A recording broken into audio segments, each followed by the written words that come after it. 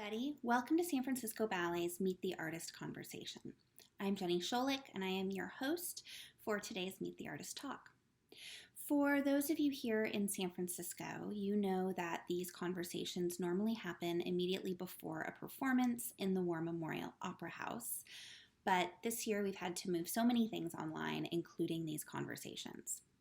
The conversation you're about to see was recorded in late April or early May when we conducted in-depth interviews with each of our newly promoted soloist and principal dancers. We hope that these conversations will give you some insight into their journey, their training, and how they've gotten to where they are. I hope you enjoy this conversation, and thank you so much for your support of San Francisco Ballet. All right. So thank you so much, Ellen, for being here with us today and doing this Meet the Artist interview. I said it offline, but I'll say it, for real again now. So many congratulations. We're all just so happy for you and thrilled to see you as a brand new soloist in the company. I'm very excited. That was probably the best news to get during coronavirus. Right? A little bit of good news to brighten up all of this. Yeah. I wanted to start, speaking of coronavirus, with just kind of how are you? Where are you? How are you holding up? Yeah. It's a bit of a mix, there's moments of high, moments of low. I think we're handling it as well as we can. The first couple of days, first couple of weeks, weren't so bad. This is starting to take a little bit of a longer path. So I feel like I've, had to change the routine a few times, the mental space a few times. We're super lucky that we're in 2020 where we have Zoom technology. I can see you, I can see different people. That helps a lot. Also getting the Arlequin dance floor from SFB was amazing. Because all the little articulation footwork, the point shoes and stuff, I feel like you kind of need good friction, good floor for it. So that's super important. But I'm hanging, I'm going with the flow. It helps to talk to other dancers, other athletes, and just people we're all going through it. So yeah, I guess that's the one thing about it is it's worldwide, right? It's not just us, it's not just go, it's literally everyone, every dancer everywhere. We're healthy, we're protected, we're doing okay, but I am ready to get back. Are you dancing a lot? Are you taking class and all that? Medium. I think it helps a lot to have the floor that just arrived the other day. So I think that's going to help. The beginning, it's I didn't want to do too much, not knowing how long we had. I don't want to build any funky habits from being on funny floors or, little parts of the body that were sore, ached from being cut, midway through the season. I want to be careful. I just listen to my body and see maybe this day I want to take bar, maybe this day I just want to stretch, not do anything. Cross training is also a popular choice right now. Because, when you are in the mid season and you get cut, you can't just act like nothing ever happened, So I try to take care of what's already happened, and to help mend everything so that I can properly build. So, I can hold on to some of the muscles and some of the things. So it's a mix. I think I've done a little bit of both. Yeah. When you're cross, are you Pilates, yoga, gyro? What's kind of your? Well, I usually don't run very much, but I've done a good bit of running. It's a little bit different muscle groups, so you have to be really careful and stretch. Careful what floors you're running on, the shoes, that kind of thing. It's good cardio, though. I think that's one of the hardest things to keep during this time. I've definitely done some yoga, stretching, little exercises I feel like I've gained over the years. Mm-hmm. through people with our PT, other dancers at SFB that have taught me. Um, and I feel like it changes a little bit. One week I might decide to do something, and then another week I might call a friend and say like, "Hey, what are you up to? What are you doing with your cross training?" Um, it's hard because you don't have a gym. You don't have necessarily like the proper tools. I was Right. using rice the other day as a weight, like a big bag of rice to like do some arm stuff. You gotta get creative, see what's out there. Um, but I kind of just take a look and see what's around the house, what equipment I have, what knowledge I have, to keep everything strong. That's good. So So, speaking of training, sort of a segue, I'd love to chat a little bit about your path and how you got to where you are now. hmm Can you take us all the way back to the very beginning? How did you first start dancing? yeah. Where was it? Wow. Oh my gosh. So I'll try to keep it short. It's a little bit of like an inchworm path. Um, I grew up I grew up in Seneca, South Carolina, which is like very, very tiny. Um, I was there very like my young ages when I started ballet when I was like 4. It was a small school. And then that's like where I started. I started to find the art when Was it like ballet, jazz, and tap? What was the? I think I just started with ballet. My mom just I have 2 older siblings. I have an older sister, older brother, and she put us all in ballet. Um, I was the only one that really wanted to continue. My sister decided to go to college, English major. She loved it. She had the most flexibility of anyone in our family. I wish she could have given that to me. And my brother decided to go into sports. As he got older, he's like, I'm good. I'm going to change it up. Um, but I think when I was around, let's see, I must have been like in my early years, um, maybe around like 10, 11, we moved to Greenville, South Carolina. And that's when the training really changed for me. Um, I had been working with like another smaller school. And that's when I got exposed to jazz, modern, like all the different varieties, which I think is important. When you're younger, you're still learning.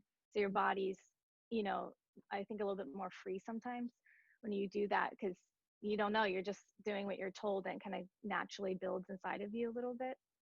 Um, so when I was about like 10, 11, I got to there. Um, at that point, I was getting a little bit more serious about what I wanted to do. Some of the teachers had encouraged me, like, hey, this is something that if she really loves it, you know, I think with better training, she can really maybe do something with this. So that's when I switched to North Carolina Dance Theater, which is now Charlotte Ballet. Um, I had gone there for a summer program. I stayed with a host family. Um, and it was where my training just like flipped. I had some of like the best teachers, Catherine Moriarty, Mark Diamond. It was under Patricia McBride and Jean-Pierre Bonnefou. And that's where I got pushed and trained. And that's why I just fell in love and I was like, yeah, this is what I want to do. Your I family was exposed to so many things. by yourself at that point? Like, did you move in with a host family full time? Um, no, actually. So my mom used to drive me. Once Oh, I was, yeah, I got accepted into the school, and which was kind of like, we didn't know. We were just like, maybe. My dad was actually, the way we found out about Charlotte Ballet, my dad was he's a physical therapist, he owns his own practice. And he was up there for a conference and he decided to take the family to Charlotte. So the one night that we were there was a newspaper in the hotel room there was a tribute to Balanchine in Charlotte.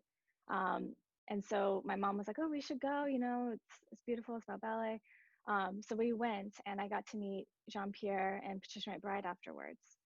They were like, "We actually have a school. Like, you should look into it." And so I auditioned and got in. And so, it was kind of my teachers back home were kind of like, if you want to do this, you should go for it, but how are we going to make this work? So my mom used to drive me a little over an hour each way. I used to do my school work in the car. I used to do all my stuff. It was just like through the commute with my mom. Um, to train and get some of the best training. And from there, I would go to summer programs in the summer, just try to get as much exposure as I could. We had a really strong class. Everyone in my class was very hungry and excited, infatuated with the ballet, and we just grew. And it came to a time where I auditioned for San Francisco Ballet. I didn't think I was even going to get in. I auditioned in Texas, thinking, why not for the summer program. And I found out I got in, and Patty and Jean-Pierre were like, you have to go. You have to go. It's a great exposure. You should do it. It's what needs to be the next step. So I went, ended up being asked to stay for the year, and came home, packed up my stuff. I had to call my parents from California. They'd never been to California. How old were you? And I had turned 16 by then. Okay. Called my mom. I was like, hi, so moving to San Francisco, Mom? Are you ready? So that was pretty cool. It was a quick turnaround. Came home, packed my stuff up. But it was one of the best experiences I've ever had, because I was very sad. I didn't know anyone. It was kind of scary, intimidating. I was with, it was, to me, very professional. Everybody had, we had practiced tutus, which I thought was so fancy. I was like, oh my gosh, I practiced tutu. And I come from a school where we're very uniformed and nice, but it was just like crazy to go into a room with everyone kind of had a similar ambiance. It was like a good hunger, competitiveness that, I was excited. I was like, this is cool. This is it. But it was also intimidating. I didn't know anyone. I was still finishing high school. It was far. Couldn't get to my parents in any way. But it was also one of the best bonding experiences. I was in the dormitory, and it was like a large house, and you just bonded. Everyone was there for the same reason. Didn't matter if you're from China, Japan, New Zealand, the other coast, like we all had differences, but we were there for the ballet. And it was probably one of the coolest experiences I've had, just moving cross country. How long did you spend in the school? 2 years, 3 years? Spent 3 years. I was in level 8 for 2 years, and then I was a trainee for 1. Okay. Yeah. Anything kind of stand out about those couple years in the school? Some highlights, either some rep you did or teachers you worked with? Gosh. Well, I remember coming for the summer program, and a lot of why I decided to go was for the teachers. Lola Davila was the director at the time, and she was phenomenal. Just one of the best teachers. I learned so much from her, not just technically, but like artistically and emotionally. She's come back a couple of times.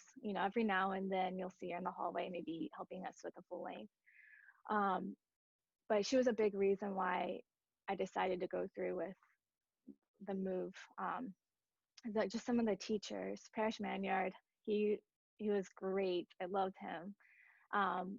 There were so many. Pascal, I mean, there were so many great teachers, and they were all really different. And I think one of the things that was great is that I was used to having, 1 or 2 teachers during the year. And when I got here, it was a little bit more variety. So you're having to learn different styles, different techniques. Each teacher wants it a little different. It was great versatility. And it was very small groups, so I felt like when I got in the classroom, we were getting lots of attention. They were longer. I remember when I got there, the classes felt very long. I wasn't used to an hour. It was an hour and 45 minutes. And to me, I was like, whoa, this is such a long class. But that's where you get the grind and the sweat. Oh my gosh, Shannon, she was just one of the best. Each teacher, I got something different. It was just great exposure. And I remember also a big thing for me in the school was going to see the company. When I would get done with classes, there's days that are hard, you're just grinding, trying to get better, trying to just see if you can get a job. And one of the most inspiring things was being able to go to the Opera House, which is across the street, and watch the professionals, watch the people. A lot of them had been in the school. And I remember that like going to see that was really important and like inspiring to remember like what your goals are, what you see is happening transferring on stage, to study different cast, kind of fueled you for the next day of grind. Also just going upstairs. I remember having some rehearsals or school classes and going upstairs to the fourth floor just to watch company class in there. Um, when I was a trainee, I remember it was it was when we started working more with the company. I started working more with the company. Um, I remember it being a little scary to go upstairs. Everyone's in their professional dance wear and, everyone's Like fantastic. And you go up there and lights on the fourth floor. yeah, it was, but I remember it was like pretty cool because the only way you really learn like solid core work um, is to get thrown in, which I learned. So you'll make maybe a mistake a couple times or first round, but you probably won't make it again. Um, but I remember just like also the trainees, we just had like our own performing Mm-hmm. little group that we would take different places in the city or traveled. I think the year I was there, we traveled to France, to Cannes for a festival. I'd never been out of the country, so it was like very exciting for me. Um, and just to get that exposure um, and see other people my age performing from different parts of the world was really cool. To talk to them, see what it is. And a lot of times when I have had exposure and I come back, I'm really grateful Mm-hmm. for what SFB like provided. So, So you joined the company as an apprentice in 2011, and then mm-hmm. for the next year. Yeah, And, yeah. learn core work by being thrown into it. What were kind of what are some of your early memories of your time in the company? And is it of corps de ballet work Mm. or is it of kind of early, opportunities to do more featured roles? What kind of stands out in your um, a couple things stand out to me. Um, I remember going upstairs. You're at the bottom when you first join again. You're a trainee. You're at the top of the school. Um, you're in student showcase. You're getting to do like more like lead stuff. And then you join a company, and you're maybe third or fourth cast in the Mhm. back. You kind of have to learn how to pick it up quickly, and also just like be respectful. It's a humbling experience, but it's part of what makes it great, I think. I remember learning Giselle. That's like something that like really sticks out to me because that was when I feel like I learned how to stay in line. There's a trick to it. You definitely like breathe as one. You have to know when to move. And at the time, I was the one of the shortest. So when I first joined the company, if I had to go into core role, I was in the front of the line, which means I had to lead the whole rest of the line. So if I didn't breathe to let people know I was changing feet, so we all changed as one, you know, it was just no good. So, you had to learn those kinds of things along with moving and flocking as one. That I really remember, particularly Giselle, I think was just one that I had remembered doing when I was a trainee as well. Mhm. It was the first time I got the powder makeup and I felt like such a character. Um, it was just really cool to be on stage with the company in a storytelling setting um, and get to be like on stage. I had watched when I was a student, Giselle and the Mad Scene, and to actually be on the stage watching that closely was really impactful too. And you felt important, being you're the body and the soul of the company. And, I had a lot of moments being like, man, I can't believe I made it. I'm here. Leaving the theater like at night, just like being really proud of what we just accomplished. Um, that was really cool. I remember also doing Ibsen's House my first year in the corps. It was my first breakout role from the corps de ballet. Um, one of the hardest, I think it was one of the hardest things I had been challenged to do um, at that point. I was still quite young. Um, and I remember just like being exposed on stage alone, um, you know, in the company was a really cool first moment for me. Um, really impactful. So that was one of your first kind of big soloist roles right away, right? It sounds like you got thrown in Mm-hmm. that as a first year core member. And I mean, I've been watching the company for a long time. I've been working at the company for about 3 years now, and I feel like we've gotten to see you in so many featured roles and soloist and principal roles over particularly the last few years. Couple that stand out for me are last year you in Hurry Up or in Bjork, some of the Oh yeah. roles, but also in the story ballets, Fairies and Sleeping Beauty, all that kind of stuff. Um, what are some of those sort of soloist or principal roles that you've done over the last maybe 3 to 4 years that really kind of stand out in your mind? Mm-hmm. And Gosh, it's so hard. no, go for it, and I'll follow up after. Okay. I'm trying to think. Back is just like a blur of colors. Um, it's like I love all of them so much. Um, Do I'm really you feel? grateful I've had like variety.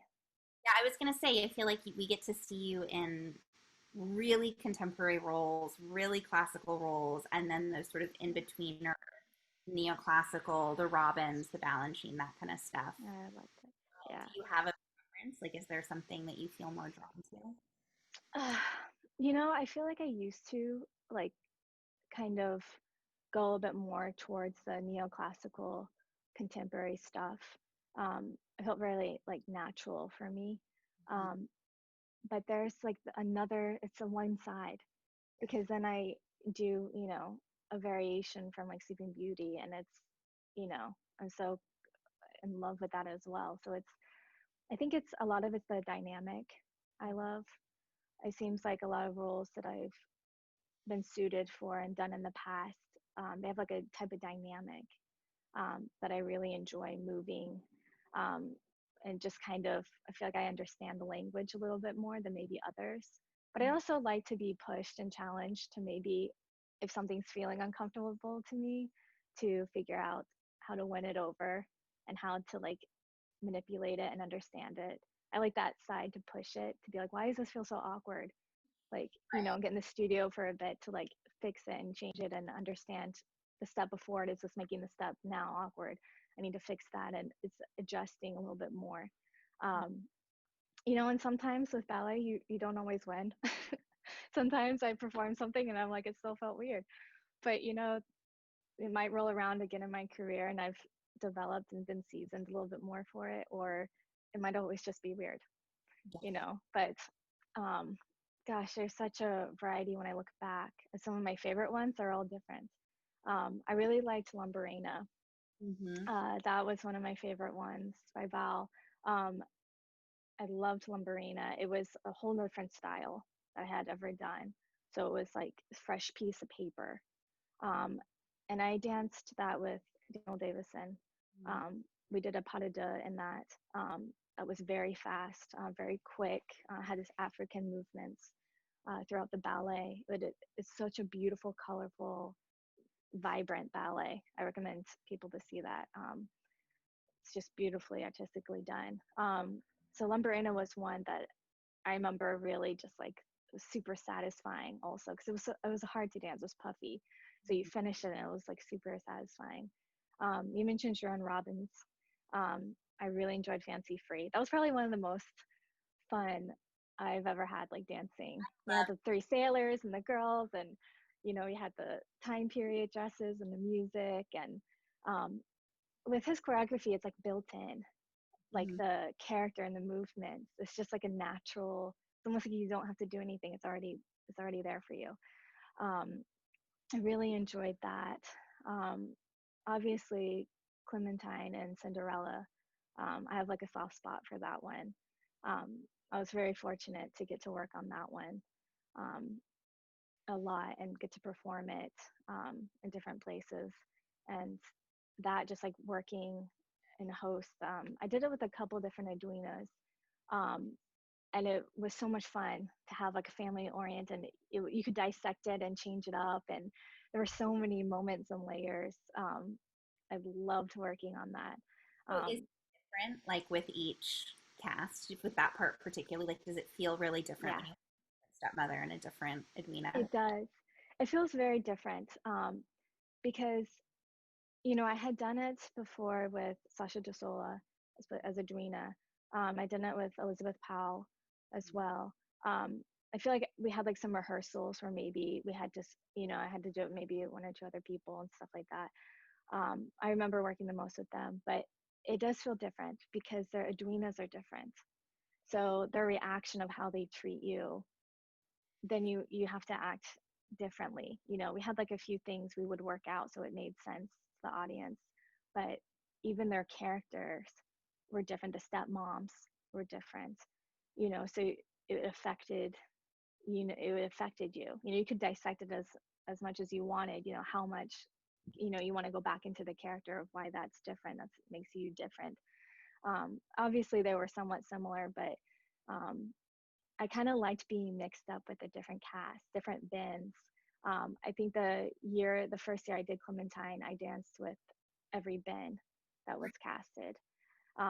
And that was really fun because, you were, there's when they like officially meet, she has fallen in the ballroom and she can't see, she's putting her glasses on and she looks up, and it was fun to look up and you have different reactions for different faces, different ways that they react to you, so it was really fun to get the variety pack. It kind of kept things fresh and the character, different ideas come to mind. And also just like, when you do different roles, like character roles or storytelling, you know, sometimes it makes you think quickly on your feet because things don't always go to plan. Um, so that, you have to find a way to, I remember there was one show, um, there's a scene where the sisters are fighting and my glasses had gotten knocked off my face. So of course I have glasses. I'm not supposed to, I'm looking for my glasses. You have to think, because, if little things don't quite go, at least you have the character that can adapt. And I think that makes it, at least for me personally, a little bit easier on that side. Um, but, it's live performance, it's live things happen. Um, but I definitely, gosh, there's just so many ballets. Um, I loved Finger Fairy and Sleeping Beauty. I think that was one of my favorite things that I did. Very quick, dynamic, um, puffy. I remember it's a bit hard, the version that I learned. Also do that in the school. I did. That was I think maybe that's partly why I have a sweet spot with it, is that it was the year I got my apprenticeship. Mm-hmm. It was the year I did that in the student showcase. It was when I was a trainee. Yeah, Right. we had done different ones. An old photo to say congrats on Instagram. The school, I've been helping the school with their Oh, yeah, and we were digging through, old photos of all of you guys who got promoted from the school. Arc, oh wow. I swear she did that variation like 2 years ago too. Last. That's pretty cool. I'll have to look. Mhm. I do remember it had like a nice familiarity. I remember doing it in the school and I was like, man, I want to give that a go now that I've learned so much and gotten a little bit more seasoned with it and kind of, you know, remember a little bit what was hard, what wasn't, and to see like if it still was that way, if it was different. I have a lot of really good memories with Lola Diavola coaching me for that one. Um, it was really cool, and it was cool to get to do it with the company, as a professional. Or something like really satisfying, um, to do that. Yeah. So you talked a little bit about Cinderella. So you jumped the gun on me on thinking about the 2020 season. So that's good. I wanted to Yes. talk about Clementine, so we did that. What were some of the other kind of highlights for you that we did get to do this year? Oh, this year. Let's see. We Sandpaper. started. We started with, yeah. Sandpaper was great. That was super fun. It was just like very carefree. You could see everyone's personalities a lot. I feel like because we were all dressed the same. Yeah. Um, that was pretty cool. Um, it's so much fun. Anything of Mark Morris. I've done a couple of Mark Morris ballets. Maelstrom was another one. that I did a couple years ago. We also took that one to Paris. And I got to perform that with Diego Cruz. We've partnered in that together. Um, so much fun. Drink to Me was another one of his. I always like whatever he does. I always like it. You know, it always feels like a game. He has usually lots of enters and exits in his ballet. It always makes sense. I think that's why I enjoy dancing it musically and the way it goes. I I feel like I really enjoy dancing his ballets. Um, There's kind of a it's a really complicated logic, but there's an internal logic. yeah, I feel like once a ballet starts, I don't really want anyone talking to me. And then when it finishes, it's all good. And I'm like, yeah, what's up? But until then, I feel like once it starts, I'm like, I have to pay attention because I have, 10 more entrances. Which one are we on? You know, you have to each ballet is different. Some of them I can talk to people up until, I'm an aid-in to go on stage, or some of them I don't talk to anyone. So it just depends. Um, but I really enjoyed Sandpaper. I also did Bespoke. We also did Bespoke from the Bound 2 Right? festival. In the original cast of that? I was.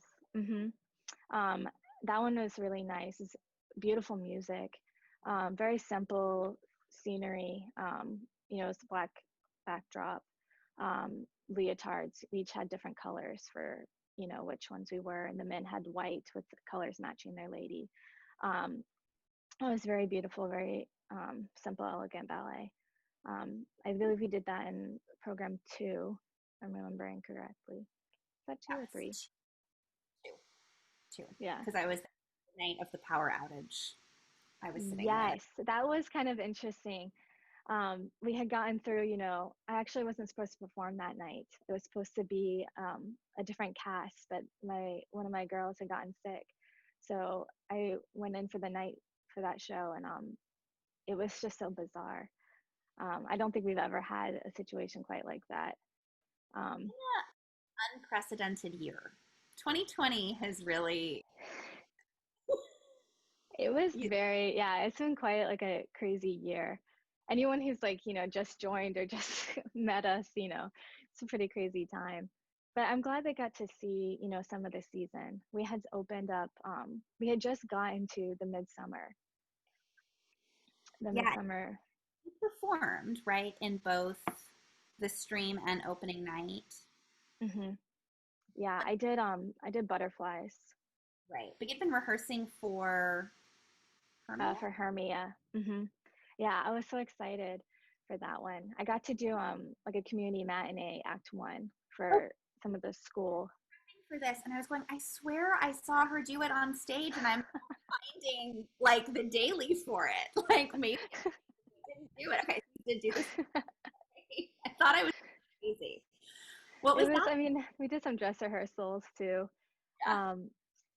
But I was excited for that one. It was one that we had read about. It's super beautiful, luscious music. It was one we weren't as familiar with, so it felt, fresh. Most of the dancers, I think, were doing roles for the first time, having premieres of different things. And it was quite a funny ballet. There was a little bit of like comedy in it. There was dry ice, there was glitter, all over the creatures. It was beautiful. The costumes were exquisite. I believe they were the same person who did our Romeo and Juliet. You could kind of see, like in Hermia, and the different lovers' costumes had similar work had done to them. But there were some of the most beautiful costumes. The tutu and second act that I wore for it was so pretty. All of them. But it was super exciting. The opening night, there was just like so much beautiful energy backstage. I think everyone was just so excited to premiere it. So at least we went out with a good bang. But it was unfortunate we closed. We had to close that night. Yeah, it was a gorgeous night, and I mean, at least that one show happened, and it will come back. I can say that has been. So we'll get to circle back on it. I'm excited about that. Looking not to dwell on it, but what were some of the things you were really looking forward to doing that were One of the first ones that pops to mind is Rubies. I had done that one on tour internationally and here, um, and it's one of my all-time favorite ballets. I mean, you come out and you're up like this, you hear that music, you know, it's already you're just like, wow, these beautiful red costumes. And Elise Bourne had just recently passed away, she had just been there working with us. It's very special to everyone at SFB and many, many dancers. Um, so we all were kind of holding that, I think, with us, waiting for the opening for her. So I feel like in a sentimental way, I was, kind of sad that she wasn't able to be there and we weren't able to be there to premiere that for her. Um, it's also, you know, I don't know if I'll ever get to do that, maybe in a leading role, but now that I'm promoted, I won't be doing the corps de ballet role of it. is that weird for So you a little bit? Like knowing that there's certain parts that you're yeah, just gonna. it is weird. It is kind of weird. It's like, I feel like there's some ballets, it's like, whew, I did that a lot of times. I feel pretty fulfilled in that department. And then there's some ballets that I will miss very much dancing. You know, Serenade Corps was another one that like I just man, it's just so beautiful to be part of this beautiful blue swirl like on stage and see everyone as one. But I was looking forward to Rubies. I have a lot of good memories with it. The costumes are stunning. It's sassy. It's got an energy to it that's really fun, and you feel it with the audience too. I was excited to do that whole thing that had the emeralds and the diamonds. That both were a little bit newer for me, so I was excited for that whole jewels. I thought that was going to be a beautiful evening. 7 for 8 is another one that I had done when I first joined the company. That was another one. Gosh, now all these ballets are coming back to me. Magritte, that was another really cool one that I did. Um, Hurry Up, We're Dreaming, that one with the sneakers. Bjork with the gold. I did 2 parts in that one. But yeah, there's so many ballets I love, and it's weird to not know like if I'm still going to do different parts or different sections of ballets. But I was looking forward to 7 for 8. That was one that was coming back for me after some time, and I felt like so seasoned and in a different place. I was trying to think back where I was that first time I was dancing, and I'm like, man, I'm so different and I've kind of grown up. It was kind of cool to it's cool to revisit ballets. I've been in the corps for a while, and it's cool when ballets wrap around because you try, some of us like to change spots, and some of us I like to, depending on the ballet, but I kind of like to keep my original spot if I can. And it's nice to see where you've gone, where you've changed, or even going, in Giselle, when you're looking down the line of all the girls on the other side, it's cool to see who's looking back at you, different Well, yeah, I years. mean, it's the thing about ballet, right? It's this art form that human beings do, right? And like we change, you grow up. Like Yeah, you're a different person the next time ballet it's comes cool to around. see. And it's cool to see like how your body changes, maybe what you're Mm-hmm. better at, giving it another round. Things are more familiar, more comfortable. I feel like the audience can feel when you're comfortable or not, and it's nice to revisit things. It feels, a little bit more seasoned. So So speaking of having to perhaps retire, your spot in the flower corps, how mhm. did you find out that you were being promoted to soloist? Can you tell us that story? Well, it was different than I thought, of course. um, I I had gone out, like running and stuff, working out, this like a couple days before, and I saw Helgi had FaceTimed me. Had I that ever wasn't quite. He had called and checked up on us, through the quarantine, which is really sweet of him. just to make sure we were okay, just to check in, see how things were. So he had never FaceTimed me though. So I thought, maybe it's a mistake. I don't know. Like, do I pick it up? So I kind of dismissed it because I thought maybe, he had checked in on me not too long ago, and I, was like FaceTime. I was like, that's so strange. So I was like, must have been a mistake or something. So I get back to my house later and I'm relaxing and I see it pops up again. So I was like, well, I guess I'll just say hi. Like, why not? I get, you must be calling for a reason. So, we were talking and he was checking in to see how I was and stuff.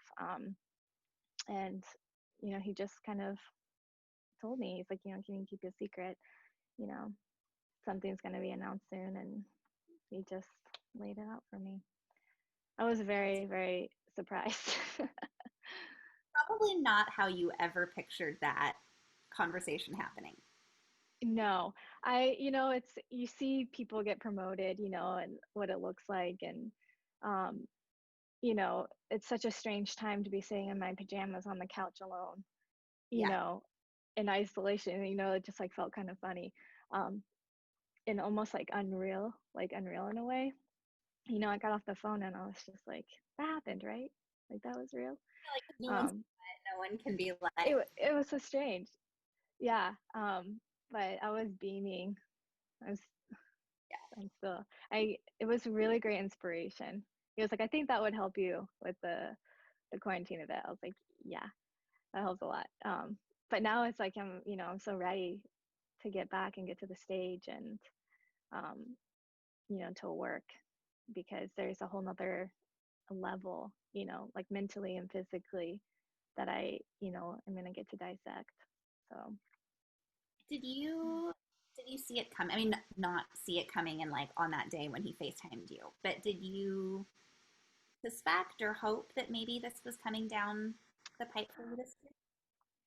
I think about 2 years ago, um, we had started this, I guess, well, 2.5. We had been starting this season. We had just done some rehearsals and work for it. The previous year, um, we had opened with Don Quixote. I did the Gypsy Queen, Seguidillas and stuff. And I remember right after doing a Gypsy Queen show, I had gotten called in to ask to quickly learn Hurry Up, We're Dreaming. Mm-hmm. It was in program 2, it was the next program. And they were looking for a second cast for Doris Andre.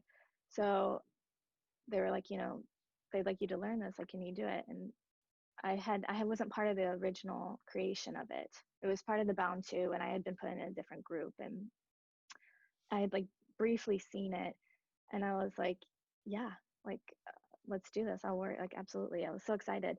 Um, so they ordered me some sneakers, and I learned it with One Way. This It was pretty lengthy, pas and like some of the work with it. And then later in that season, I was like, wow, that was a pretty cool opportunity. I'm glad they trust me to be able to do that. Later, I did it in London, but when I took it on tour there at the company. But that same season, a little bit later on, um, I get called in and I get asked, like, hey, can you maybe quickly learn Bjork? Um, I had already started learning a core part in Bjork at the beginning of the year, and they wanted to see if I could learn Doris Andre's principal part in that. So I was like, yeah, okay, like let's Mm-hmm. do this. Let's go for it. So I did that with Henry Sifford. Um, it was a pretty challenging role. There's a part where Doris comes out on a platform, and I didn't really get to practice it too much before I tried it. I tried to do it as well as I could, and try to see what I could do with it. But totally two different, you know, types of movement. I was trying to dissect like as quickly as I could and take notes and understand it and make it my own, um, as well as I could, with still getting advice and catching up to it. Um, but I think after that following season, I think I started to wonder a little bit, Do you think that this would be a possibility? And just kind of looking, through some of the years um, of things I've danced. And, I think I was surprised that they trusted me to go in for those things, and just doing such different varieties that particular season. But in the back of my head, I wasn't very serious thinking about it. It was just kind of like, I wonder if that's a thing ever. Um, I was just grateful for the opportunities and to get, to dance different parts and different things like that. And then this following year, when I started with Cinderella with Clementine, followed by the other ballets and into Midsummer with Hermia and stuff. I think I just wondered, if that was ever in the book somewhere, maybe with a question mark. Um, but I didn't really take it seriously. I didn't think they were, you know, questioning it very much in their head. So I was pretty surprised. Yeah. But, a little bit, when I've been there and working, for a while, you can't help, I'm sure every, you know, dancers question a little bit, or like think about certain things. But a lot of times you walk into the next room for rehearsal and it just kind of, you Right. know, And I think I it's don't know. right when you're maybe especially when you're a woman in the corps de ballet and you're so busy, right? I mean, you Everyone's busy. right? You're on stage every night. You're in so hmm many ballets. You have so much rehearsal. There's only so much time to worry about what's coming, you know. Oh, everybody works so hard in the corps. It is, we're responsible for so much, and creating, the body, and, core work is hard. And it takes lots of practice, and you have to be there for your rehearsals, and when the principals get in there, you have to, you know, give them a sense too of the space, and see how that, what might be a problem for another dancer or at that moment. Um, it's a lot of hours. But then sometimes, like, I would also, some of these other roles, like featured roles that I got to do when I was in the corps, um, I also had to go to those rehearsals. So sometimes your days are pretty long because you were having, more work done. And that was really hard, you know. But I think looking back at like all the years and different years from Ibsen's house in the first year I was there to, um, ending with Hermia, I did kind of question, a little bit, like, I wonder if that ever be. But, um, all the work and all the like long days, it is fun, because one of the things that I like thoroughly enjoy is, some days are harder than others, of course, but it's kind of nice to, usually with each rehearsal, you tend to change studios. Mhm. And so I would finish a rehearsal and go into a different studio for the next rehearsal. And, we change throughout the day. And it's kind of fun, to work on something for a little bit and then switch studios and change it up completely and do something totally different. And maybe you want to keep working on something, you're really connecting with it one day, and some days you're really glad the hour's up because you're just not quite there today and you need to change to something else. But I like popping and having the variety in the day, and, you know that, and like also just like changing different leotards through the day. You go to different rehearsal, you change your leotard, you kind of like be fresh to like start new. um, those kinds of things that kind of just like the daily grind. And I feel it a lot now too, I think, because I'm in quarantine right now. I just miss like those typical days where you just like plop your bag down and you just like start going over the rehearsal. What did we learn yesterday, and using dancers to help you remember things. And then you go on to the next hour and you go, and sometimes you're standing in line, letting, other people dance and like learning that body. And then, you go to the next rehearsal and you are that person and you are exposing and dancing different things. And it's a nice, really good variety of the day. I feel like I got like fulfilled in very different ways. So I have one last question, and then I have to go, and in the interest of time, I'm sure you do too. But kind of on that last topic, what is a thing that you're doing right now to kind of give your day some variety to kind of, survive in this moment? Or what's something you would recommend maybe to a young student out Yeah. there who's trying to figure it I would say I would recommend to make some type of routine. Rather, out? if it's one thing a day that you do every day, dancers were so used to a schedule. You know, we're so routined. People are schedules how they work, and I think having one thing that's a scheduled thing for you has helped me a lot. I like to try, I'm down up in that avenues by Golden Gate Park. I try to make it down to the beach and back, just about every day. And it's like a routine thing that I can count on. It's like putting your hand on the bar, when you go into class. It's just like something that you're just like, like this is, I can relax, I'm here, So with that said, I think it's like switching it up. Let's say if you have your routine thing, the one thing you do every day, I think what's helped me is switching it up because it can get kind of stale you know um, I have written down like different goals, different things I have, and then different things that like maybe I don't want to do, but I need to do just to remind myself in the back of my head, if maybe I need to do like foot exercises or something like that. But I think, when I start to get antsy, I think what I do is I switch up maybe that routine thing that I do every day or certain exercises that I'm doing, even people I call or talk to. Um, different paths if I have to walk somewhere, But I think that's what's helped me a lot. Um, and just talking to other dancers too. I think people that are like in the same situation, um, that has that helps me a lot. That's great. Yeah. All right. Well, thank you so much for taking Yeah. an hour time today and chatting. And I know everyone is going to love just sort of hearing about your path from your perspective. And again, we're all so happy for you and so many congratulations on the promotion. Thank you so much. Thank you. Thank you for letting me chat today with you. Oh my gosh, anytime. It was fun.